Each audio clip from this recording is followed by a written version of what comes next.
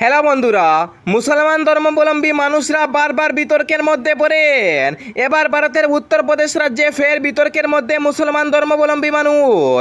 বিশেষ করে হজরত মোহাম্মদ মুস্তাফা সাল্লাল্লাহু আলাইহি সাল্লামের জন্মদিনে উত্তরপ্রদেশ রাজ্যের বিভিন্ন জনগণ আই লাভ মোহাম্মদের ব্যানার নিয়েছেন এবং সেই ব্যানার দেখে পুলিশ প্রশাসন তাদের বিরুদ্ধে লাঠি চার্জ করে এবং একাধিককে গ্রেফতার করতে সক্ষম হয়।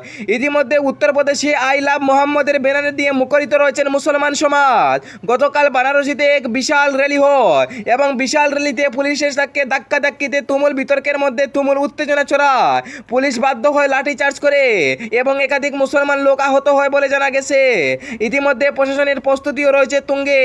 যারা এই রকমের অপ্রীতিকর ব্যবস্থা করবে তাদেরকে উত্তম মধ্যম দেওয়া হবে বলে প্রশাসনের দাবি উঠছে।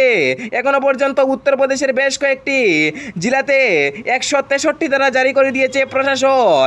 জোর ধাক্কা খেতে পারে ভারতীয় জনতা পার্টির শাসক দল।